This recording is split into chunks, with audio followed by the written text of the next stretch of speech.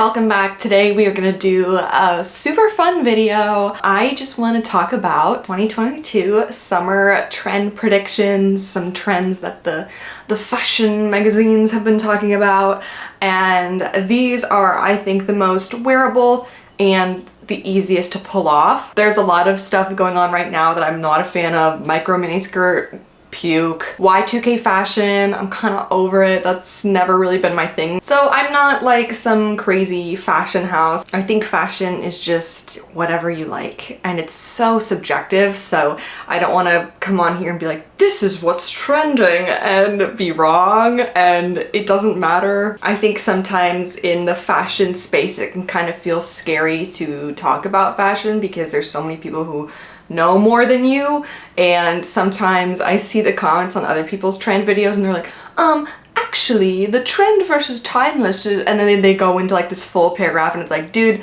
I just want to talk about clothes.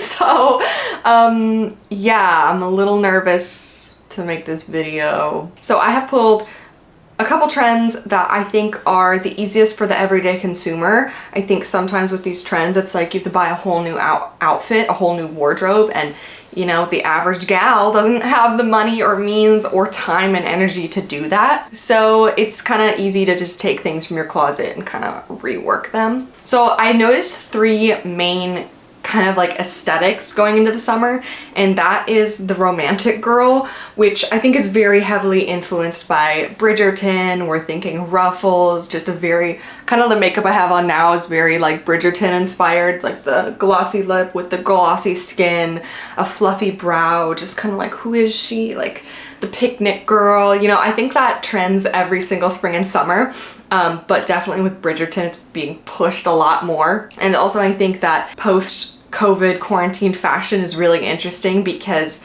people don't give a shit. They're like, I'm gonna wear frills and ruffles because I was like fashionless in sweatpants for 2 years. Like, now's my time to shine. It's now or never. So I think it's really cool to see fashion is like exploding because we finally can like go out and wear whatever we want. The second look is just kind of that extreme color, which obviously I love. I love pops of color. I love wearing color. I think it looks good on everyone, but the neons are here. Again, that's one that I think we see every summer. All of the trends that I saw, I wasn't like, wow, this is so inspiring and new and innovative. It's just kind of like every summer recycled. I don't know. There wasn't anything that I saw that for the average day consumer that I was like, whoa, we've never seen that before. Neons, colors, I feel like they come back every summer, and what I love, I feel like neons get a lot of hate, but I think like true neons are tacky. You know, like a neon highlighter yellow, a super neon pink, but I think really, really bright colors are where it's at. But I wouldn't consider these neons, these are just brights, and I think it's so fun. I think it looks good on everyone. I think it's a really easy way to spice up your outfit by wearing a classic. None of these are like crazy pieces. Like we have a knit sweater, a button up, just a shirt with some puffy sleeves, a super basic maxi dress, but it's the color that like is the cool part. So you can very easily find pieces that you're comfortable with the silhouette. They're things that you've known, you've loved, you wear all the time, but they're just in a fun color. I think that's like a super easy way to incorporate a trend this summer. And then the third aesthetic that I saw everywhere was like the cool work basics slash model off duty aesthetic, which I also freaking love. If you watched my Building My Dream Wardrobe video, I talked about the Everlane drape pants, which I did order, and I was kind of disappointed by them. So I'm still on the lookout for like a drapey suit pant. I think that's so chic. So those are the three aesthetics we're working with: romantic girl, extreme color, and model off duty. Now that I've kind of highlighted the three aesthetics that I was seeing trending,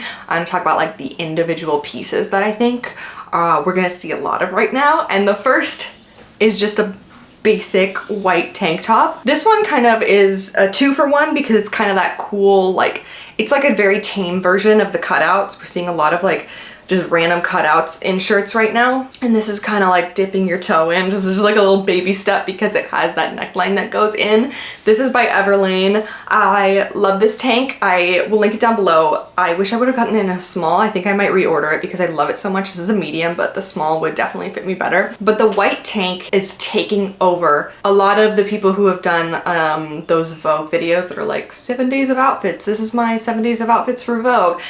Almost every one of them has had a white tank top tucked into a pair of jeans, and I love that. Like that dark, rigid denim, that blue denim with a white tank tucked in. I think that white tanks are always a staple in your wardrobe. However, when they trend, they have their moment. They go from being like this boring layering piece that you just have to put under sweaters or under a little jacket, or even if you're wearing it, it's just kind of like a lazy throw on. But then when they trend and they're on the runway and celebrities are wearing them, influencers are wearing them, it's like they are the most exciting piece ever. People talk about the white tank as if it's like the epitome of fashion, and I'm here for it. I love it. I think it's super beautiful. It's super simple, but it does so much. And like I said, this one is interesting because it just comes in a little bit.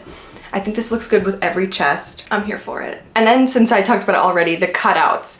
I think cutouts, there's like this fine line between them being classy and trashy. I think if they're done right, they are so good. But if they are done wrong, it's really wrong. I love this shirt by Abercrombie because it has this cutout. It's very subtle.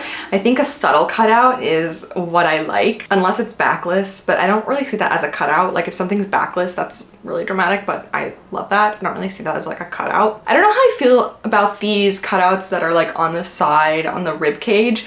I don't really think that's flattering on most people. I don't really think people would be comfortable wearing that. The everyday person who like isn't a model or you aren't filming a TikTok. I think like if I wore that out to lunch and then I sat down and then like my stomach is like rolling over and falling out of my shirt, and like I just think there's a lot of like room for error with those. I don't think that people actually wearing those. I don't think so, but I do love a little chest cutout, a little cleavage cutout. I think is super sexy on large chests and small chests, which is why I like that Abercrombie one. It's a little peeksy, a little keyhole moment. I think is super cute, and I'm here for it. I'm not here for the big side cutouts, but the little guys, I like those. I feel like every trend I'm talking about is like rolling into the next. I'm like, white, but a little cutout, and then a cutout, but a halter. I didn't see the halter listed on any magazine that I looked at or trends list. However, I have seen the halter freaking everywhere, and I gotta say, I'm excited. There's this top on Revolve that I really want that's a halter. I think halters are so sexy. I think they had their moment a couple years ago, and we gotta bring the halter back. Again, I think it's a style that looks good on anyone. And I love this fiery red. It's, you know, it's got that extreme color of the bright in your face red with the halter. I think it's so elegant. And then I love the tie at the side. So my trend prediction is that halters are gonna be a thing. Halters also have a little peekaboo sometimes, so you're kind of hitting two trends with one, but mark my word, halters are here. They are here for the summer. They are here to stay. I need more halters, and I need them to be done well. I need a well-crafted halter top. I feel like I used to not like halters because they like drew attention to my shoulders too much or whatever. I think sometimes when you have a halter and you have a small chest, that it doesn't really highlight your chest, it highlights your shoulders. But now I think shoulders are so sexy. A shoulder and a back, gorgeous. Gorgeous. So pretty. So I'm here for the hot girl shoulder moment. The hot girl halter shoulder moment. Please, please, if you're listening to this, buy a halter so that I'm right. And then the biggest thing that I've seen with this like model off-duty look is suits, casual suits, and then also the bright colored suits. I don't have any of these pieces, so this is the one thing that I think I'm gonna purchase for this season. I don't really buy a lot of like trendy clothes. I don't know, these aren't trendy to me. I know that this is all like trendy color, but I wear color, so these aren't like pieces that I bought just for a trend, if that makes sense. I genuinely love all these clothes, so I don't really get influenced by trends to buy pieces that often, but this one I do want to purchase because I think that, first of all, I think this is timeless. Suits, girl, they're always here. They're always in style. I think they always look good. It's just a very timeless silhouette. I don't think I've ever seen somebody with a suit on, like that slouchy suit pant and a white tee looked and thought they looked bad. I think regardless if it's trending or not, it always looks really chic. So yeah, I'm looking for a pair of high-waisted, wide leg trousers that aren't too baggy where they like drag on the ground, but I don't want them to be cropped. It's a very specific item that I'm looking for, so if you know of any suit pants, please let me know. I want a pair so bad. And I think something interesting that we're seeing with the blazer right now is that the oversized blazer has had a grip on us. She's had us by the throats for so long. And I think a fitted blazer is now gonna be the thing of the summer. It'll be slightly oversized. Like, it's not gonna be fitted like tight, but I don't think we're gonna see a super duper oversized blazer as much. I think they'll still be around, but I think just a very tailored grown-up lady blazer. You know, the working woman blazer is what we're gonna be seeing. Something that fits, something that's a little bit more tailored, a little bit more feminine. I do love a colored suit look, but I think that is definitely more trendy. I think the suit pieces that are, you know, beige or black or grays, I think those, you could invest in those pieces and they will stand the test of time. You can wear them for the next 5, 10, 15, 20 years. It'll still be a relevant look. It won't look outdated. You'll look still put together. And then with a colored suit, I don't know if these are great investment pieces because though they always come back, it's a very specific time. Like, I don't think a bright pink, a bright purple blazer is effortless and timeless for years on years. I think like every 3 years we see a colored suit moment and everybody's like, oh my god, yeah, I forgot about those, what the heck? So I don't necessarily know if you need to like go out and grab one of these. I think you could probably just get a suit and incorporate fun color into that. So, you know, you have a light tan suit, but then you carry a bright pink bag or you have bright green heels. I think that is a better way to utilize that trend. One specific item that I've seen come up a lot is a neon button-up, button-down. I know one's for males and one's for females, but I don't remember which one's which. A neon collared button shirt, which ironically I own. I thrifted this like a year and a half ago and it's always on the chopping block, but for some reason I just had to keep it and now I know why. The universe was like, it's gonna trend, so you need to keep that. And I love it. It's from the Gap and it's oversized, and actually the Gap is selling these really awesome oversized button-ups right now, and I want the Kelly green one because Kelly green to me is just the most beautiful color. I think the neon button-up is a very nice mesh between like the model off duty and the neons. You've got that classic cut but that bright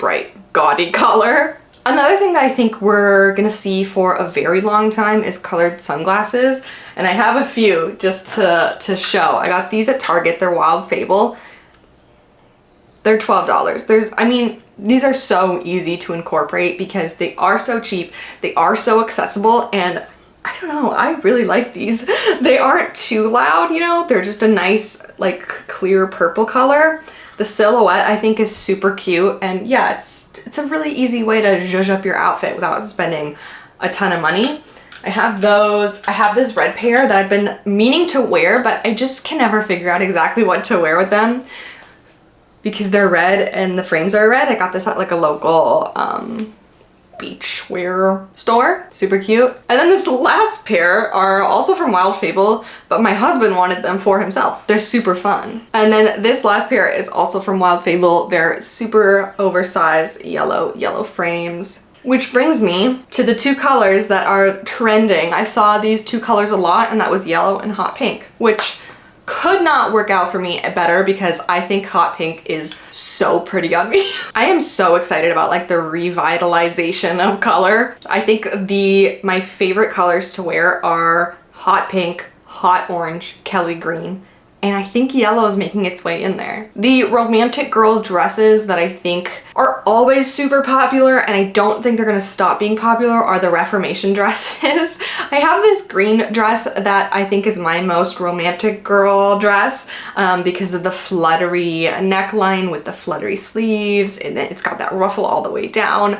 I got that one from TJ Maxx. It's originally Veronica Beard, which is expensive. I did not pay that much for it. But these Reformation dresses, they have a grip on my mind. For some reason I want one, and I don't even know why, because I've felt Reformation before, and to be honest, the quality is not that great. It just kind of feels like a weird polyester that I could get from Shein, like literally. I've never bought from Shein, but girl, I've seen enough of it at the thrift store. I feel that way with Madewell clothes too. I feel it and I'm like, this is not Madewell. This is not well-made clothing. This is overpriced polyester.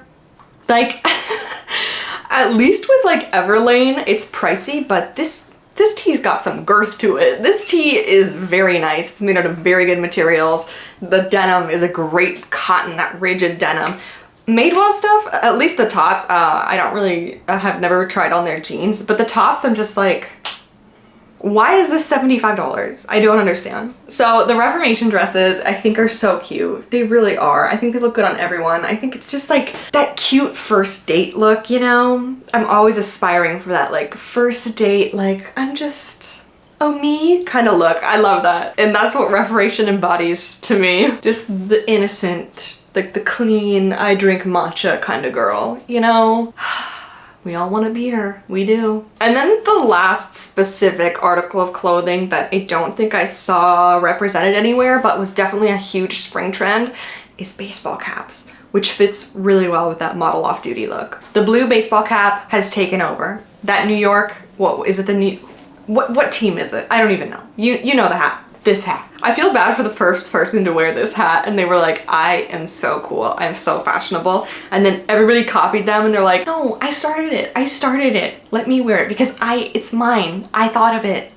Now y'all making me look like a copycat. So I was on the look for a navy blue hat with white lettering, and I found this Anina Bing hat, which I thought was just perfect. Anina Bing does these trendy pieces really well, where they'll take like, you know, band tees, vintage Americana tees are really popular. But if you're not, you know, you don't listen to bands, I don't listen to any old bands. I could care less, okay, about Pink Floyd. I do not give one damn, sorry. And then Miss Anina Bing is like, here's a perfect washed in, lived in Americana tee that you can effortlessly tuck into your jeans. You deserve that. Here you go, baddie. She just came out with a motorcycle one, you know, the Harley Davidson, that's been going around. She's like, here you go. Here's my version, you're welcome. And that's what she did with this frickin' navy hat. She was like, you don't like sports, I get you. We don't want to be fakers here. Have mine instead.